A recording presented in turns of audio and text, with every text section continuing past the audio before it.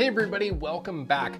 In this lesson, we're gonna pick up where we left off in our last lesson. We're going to continue diving into Google Sheets and building on that fundamental kind of knowledge that we established in our last lesson. We learned how to open a spreadsheet, how to create it, rename it, all of that stuff, do some basic formatting like freezing our headers. In this one, we're just gonna pick up from where we left off. So let's jump right into it.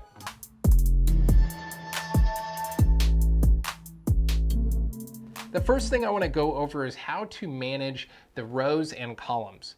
So in Google Sheets, a column is anything, it's any of these along the top of the screen. So A, B, C, D, E, etc. And then the rows are on the left side. So we have 1, 2, 3, 4, etc., right? Up to 16 in our spreadsheet. Now from there, let's say we had a row that we wanted to do something to, or a column for that matter. We can right click on it and we get some options. One of those is we can insert a row above this one. So if I click that, we see it kind of pushes that one down. So now we have 17 and I can put, Tim or something like that, right? And I'll put some kind of number for Tim. All right. Now let's say we then say, you know what? I don't think we need this row 15 for Matt. We don't need that data anymore. He just left the company. So we can right click on that row and we can then go to clear row, or we could delete it. The difference is clear row will just erase the values and leave a blank row, and delete row will remove the entire row and kind of push everything back together. So for example, just to show you what that looks like, if we clear it, the values are gone. If we go right click and delete it, it completely removes that entire row. Now likewise, if we go to a different one, let's right click on row 11, we also have the option to hide a row. So let's say we want the data to be there, we just don't want to look at it. And maybe we have different reasons, right? Maybe it's data that's important but not necessary right now.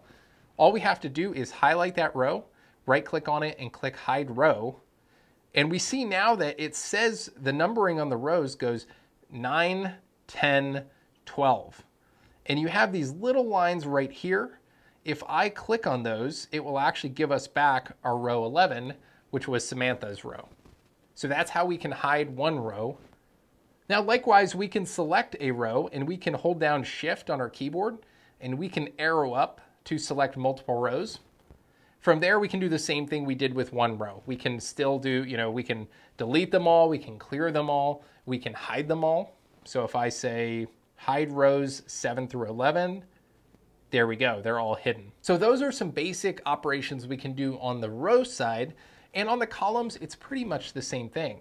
So if we go click on our column, say we'll click on C, if we right click it, we have insert one column to the left, insert one column to the right, delete the column, clear it, hide it. We can also resize it as well. And we also have some options to do some sorting based on these columns, which is something we will cover in another video, but just remember that that is there too. Now, before we wrap up this lesson, I do also want to touch a little bit on some other formatting things too. For example, we have right here, we see that we have our headers, we have name aligned to the very left, we have quota attainment, looks like it's in the middle. We can drag this out if we wanted to, and we can see it's actually on the left. But the text below it is all aligned to the right. So our formatting is kind of a mess, if I'm honest right here. So let's clean this up a little bit. The first thing we want to do is make sure all of our header text is centered.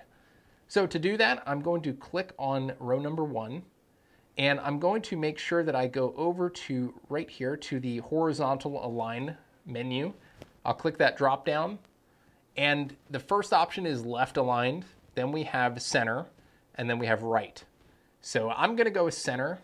Now there's another way we could do that. Instead of going and selecting the entire rows, we can also select just the cells that we care about. So I can highlight all of these cells and we can go do the aligning process and we'll align those all to the center. Also does the exact same thing we just did, just a slightly different way. So let's also do the same thing for these others. Now I want to highlight all of these and I want to show you guys a little bit of a trick. So let's just do this little section right here. So we're going to highlight from 2 to 13 and let's just kind of center all of those the same way we did before. There we go. Now here's what I wanted to show you. I didn't do anything to cell 14, but it is still formatted the way that the others were.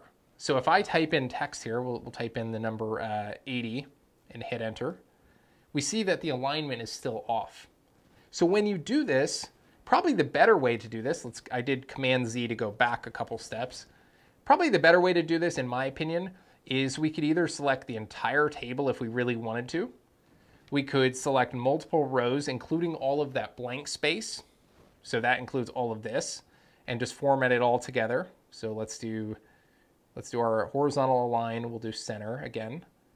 And now what we get, if we come in here and we start typing values in, 80, 80, 80, we see that it's all centered. And the same thing would be true of any of these. So I'll say Tampa, Miami, New York City.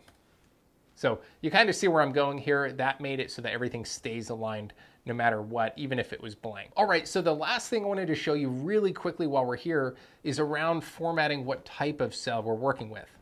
So in this case, we have column F, and the header says revenue. So this is supposed to be dollar amounts that these reps made for my company. So if we wanted to format this, ideally, I don't really, I can see this one is 128,000, but it's kind of messy reading it that way. So to format it, all we have to do is go over here. We have a couple of quick options. So I have format as currency. If I just click that real quick, that quickly shows me that I've got the $sign, I've got a comma in there, and I've got the decimal point as well. Now, another way we could do that is we could select all of these cells right here. And right here we have this, right here we have more formats. If we click the drop down, we can also format all of those cells together at the same time, not just as currency, but as other types of formatting. So if we wanted to make them all, for example, percentages or date, time, etc., we could do that. In my case, I'm going to click currency again, so it formats all of those the same way. All right, there we have it. Now, the last thing I'll do here, just in this case, because I don't care about those anything to the right of the decimal point, so I don't care about the 00 on the tail of all of these amounts.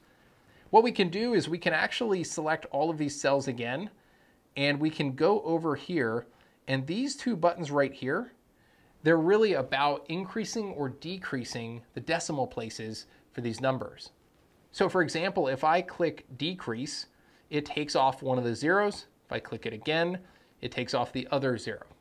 Likewise, if I want to go the other way, I can add those back very quickly by clicking that one too. All right, that's all I really had for you in this lesson. Pretty short and sweet, but as you see, we're definitely building up into the more advanced stuff. So it will continue going down this path. I hope you're having fun learning about Google Sheets.